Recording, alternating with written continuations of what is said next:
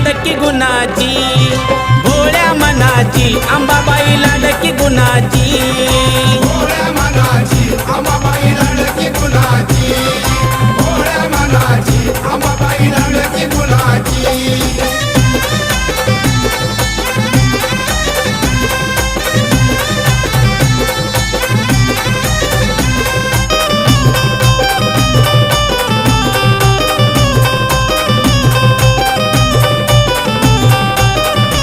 नवरात्रीच्या 9 माळी काही सांगू मी तिचा डौल, इच्छा मनाची पूर्ण करून देते तुळजाई उजवा कौल.